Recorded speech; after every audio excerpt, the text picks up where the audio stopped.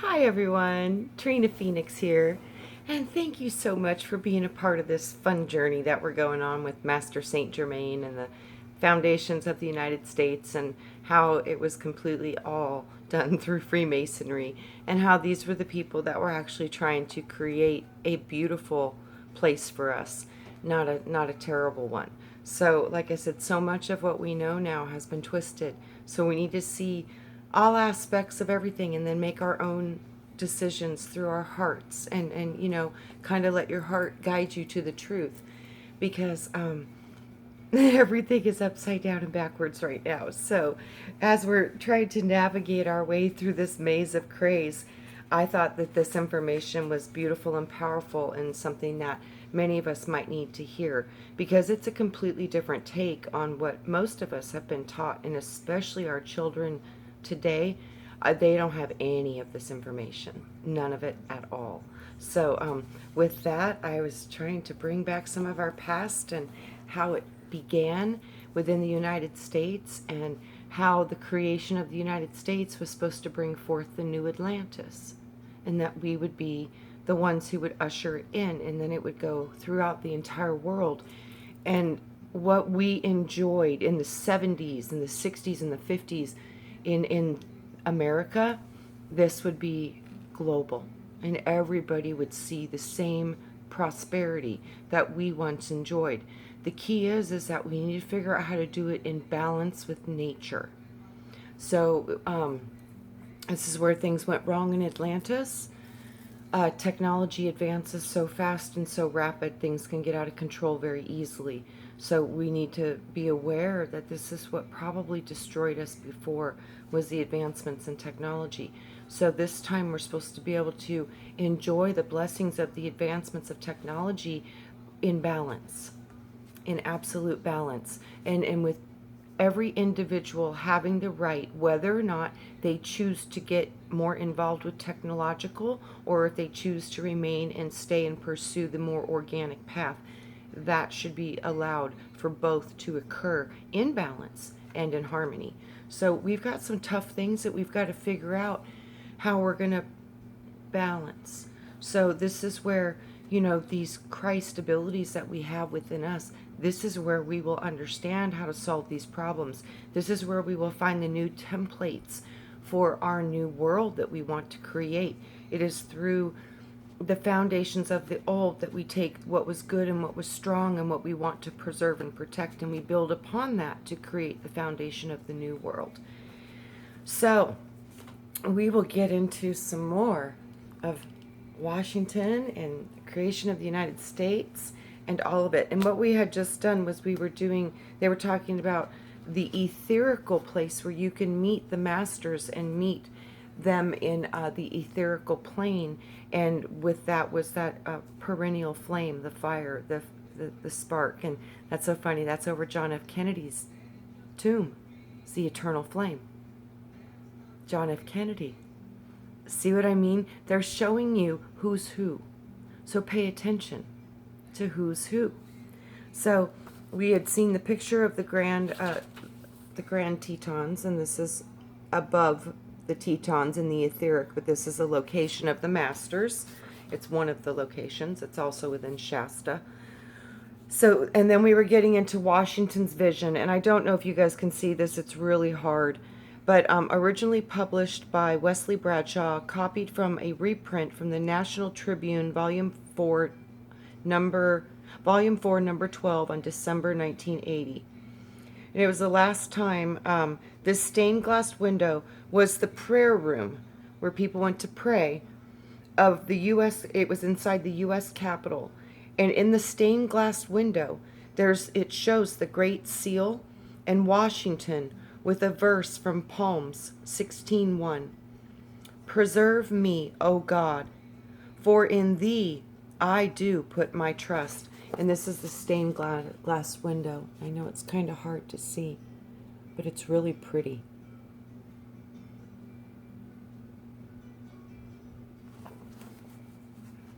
So it says, the last time I ever saw Anthony Sherman was on the 4th of July, 1859, in Independence Square.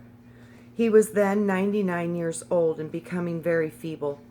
But though so old, his dimming eyes rekindled as he gazed upon the Independence Hall, which he came to visit once more.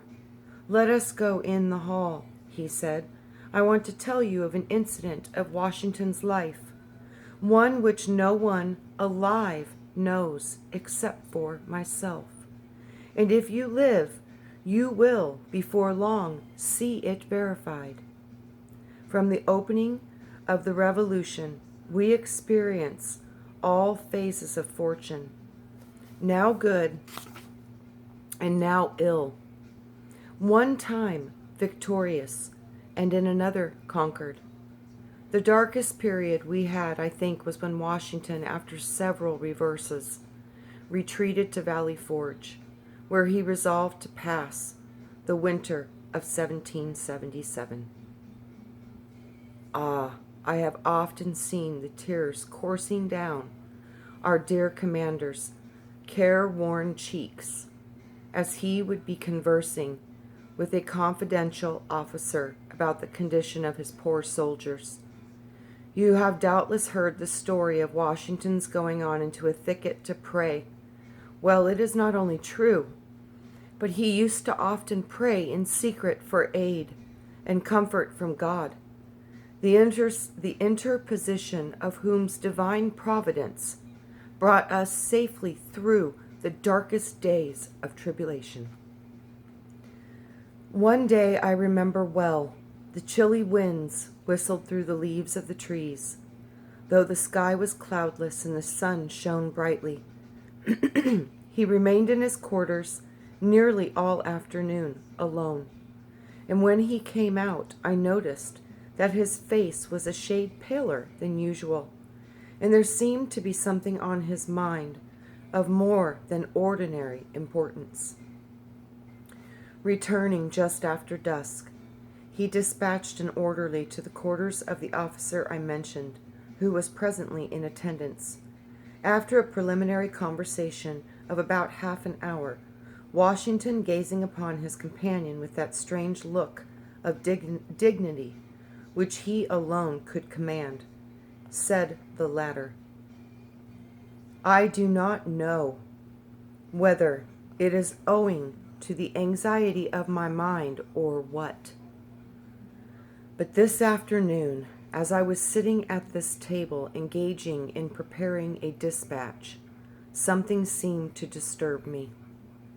Looking up, I beheld standing opposite to me a singular, beautiful female. So astonished was I, for I had given strict orders not to be disturbed, that it was some moments before I found language to inquire into the cause of her presence. A second, a third, and even a fourth time did I repeat my question, but received no answer from my mysterious visitor, except a slight raising of her eyes. By this time I felt a strange sensation spreading through me. I would have risen, but I riveted in the gaze. The being before me rendered volition impossible. I essayed once more addressing her, but my tongue had become useless, even though itself had become paralyzed.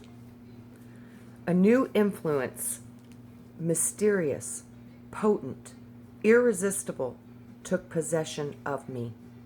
All I could do was gaze steady, vacantly at my unknown visitant.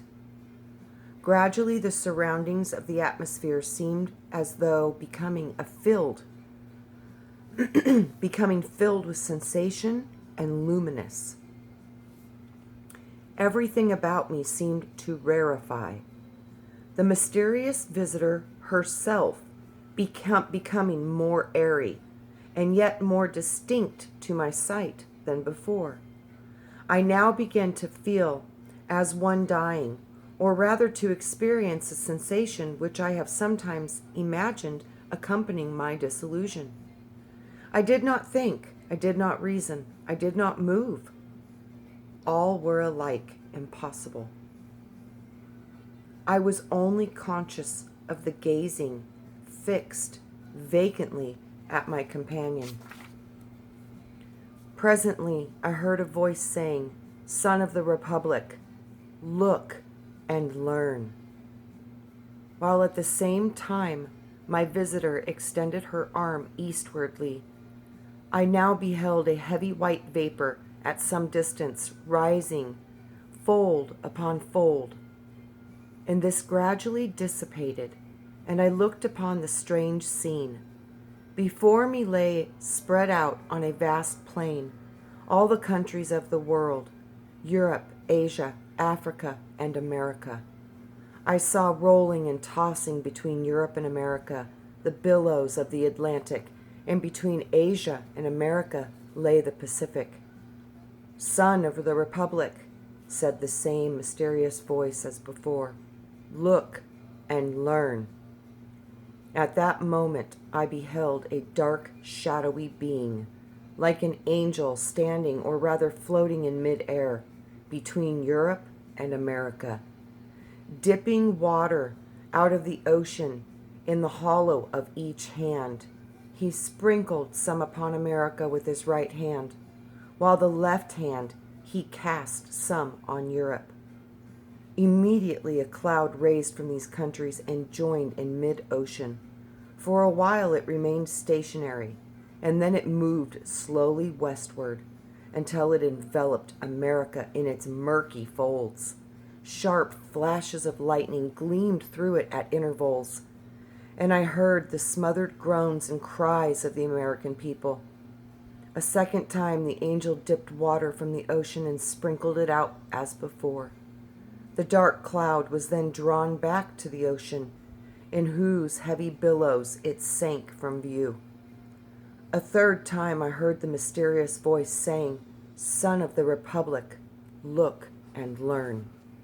I cast my eyes upon America and beheld villages and towns and cities springing up, one after another, until the whole land, from the Atlantic to the Pacific, was dotted with them. Again I heard the mysterious voice say, "Son of the Republic, the end of the century cometh. Look and learn." At this dark, shadowy angel turned his face southward, and from Africa I saw an ill-omened specter approach our land. It flitted slowly over every town and city of the latter. The inhabitants presently set themselves in battle array against each other. As I continued looking, I saw a bright angel on whose brow rested a crown of light, on which was traced the word Union, bearing an American flag which he had placed between the divided nation, and said, "Remember, ye are brethren." Instantly the inhabitants, casting from their weapons, became friends once more, and united around the national standard. And again I heard the mysterious voice saying, "Son of the Republic, look and learn." At this the dark shadowy angel placed a trumpet to his mouth, and he blew 3 distinct blasts. And taking water from the ocean, he sprinkled it upon Europe, Asia, and Africa. Then my eyes beheld a fearful scene. From each of these countries arose a thick black cloud, and they were soon joined into one. And throughout this mass there gleamed a dark red light, by which I saw hordes of armed men who were moving in the cloud. They marched by land and they sailed by sea to America, which the country was enveloped in the volume of the cloud. And I dimly saw these vast armies devastate a whole country and burn the villages, towns, and cities that I beheld springing up. As my ears listened to the thundering of the cannons, the clashing of the swords, and the shouts and the cries of millions in mortal combat, I again heard the mysterious voice saying, "Sons of the Republic, Son of the Republic, look and learn. When the voice had ceased, the dark, shadowy angel placed his trumpet once more to his mouth and blew a long, fearful blast. Instantly, a light, as if of 1,000 suns, shone down from above me and pierced and broke the fragments of the dark cloud which enveloped America.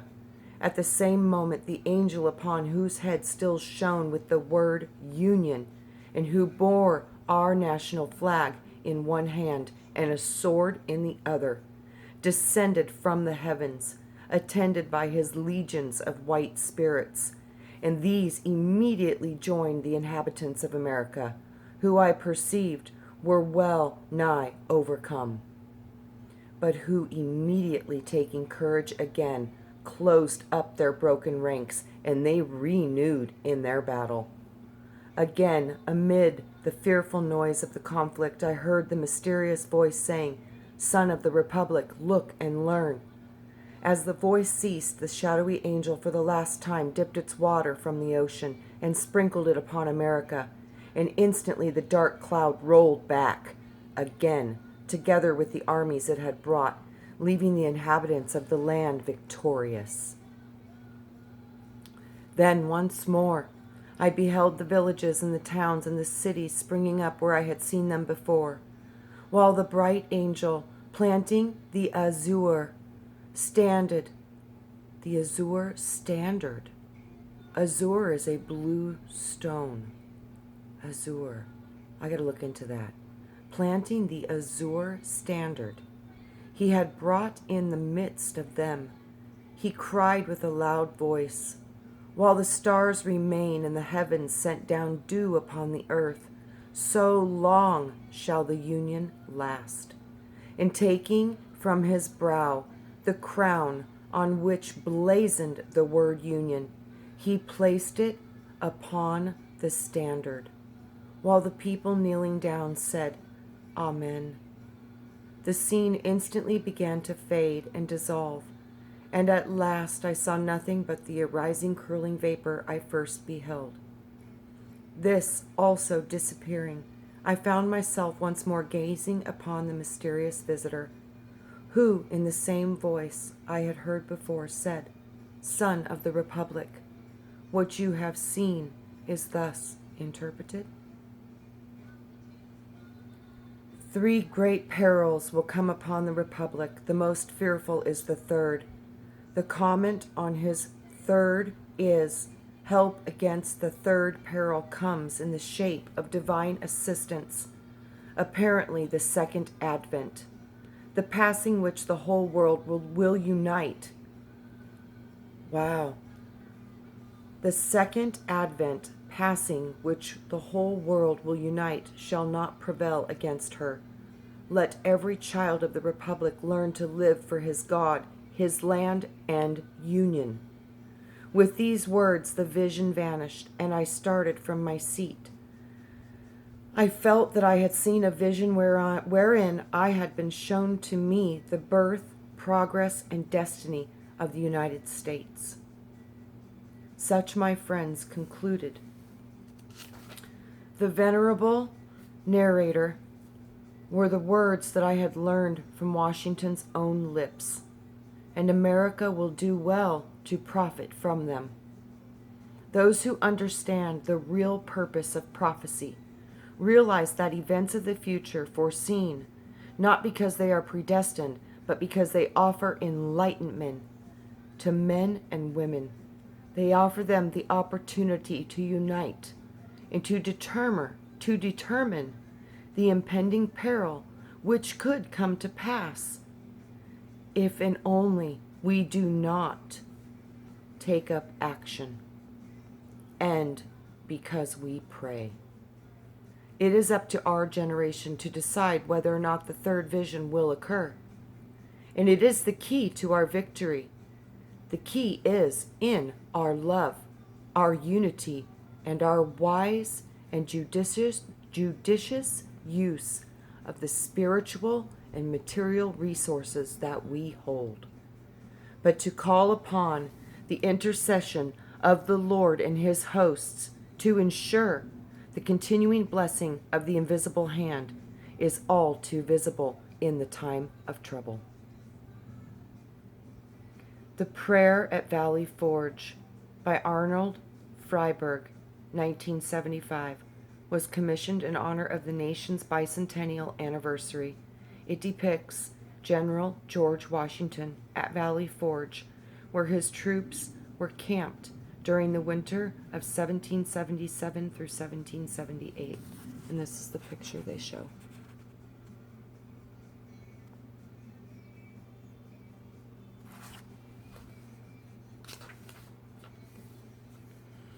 We begin next, Book 2, The Intermediate Studies in Alchemy, the Formulas for Self-Mastery, given to us by Saint Germain.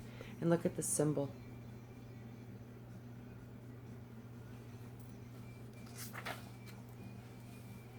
Wherein lies happiness? In that which beaks our ready minds to fellowship divine, a fellowship with essence, till we shine, full alchemized and free of space. Behold the clear religion of heaven and its grace. So we will begin on that with the next one. In chapter 1, it's so funny. It says, create. And this is what we have to do, guys. It's time for us to be this power and to be this divine intercession. And these white-robed hosts of heaven that arrive from the throne above, that is you. It's our higher selves. And it's the merging of heaven on earth through that call of action. So this is our family. And this is part of what we are, existing in the higher realms. It is you. It is you. So you need to understand this. Through the power of the God that is within us, we have access to the higher dimensional parts of ourself, and we can call forth divine providence and intercession upon our behalf. So this is what we do, and this is how we do it, and this is truly how heaven merges with earth. It literally was shown to me, and this is through the activation of Christ and the will of us, the people, joining together in unity and saying, no more violence, no more. It's done. It's not no more time for that. That time is over. It is now time to reconnect with the Holy Spirit. That is the age of Aquarius, and this is why we are here now, was to redo what we did in Atlantis and clear the karma through the healing of it. So this is why we came, and this is what we're looking at, and it's going to be a monumental task, but we're up for it, and I do believe we will accomplish it. And when we do, we will absolutely validate and verify the scriptures. The things I do, ye shall do, and greater. I love you all so much, and I will see you on the next one. Have a beautiful day or night wherever you may be, and I hope we can really bring this frequency that's being called forth of unity, and that it ignites the crown within all of us. So I see you later, my royal family, the royal seeds of creation that are now here to do once again, which we have done before. So hopefully this time we will do it right. I love you all. See you soon. Bye.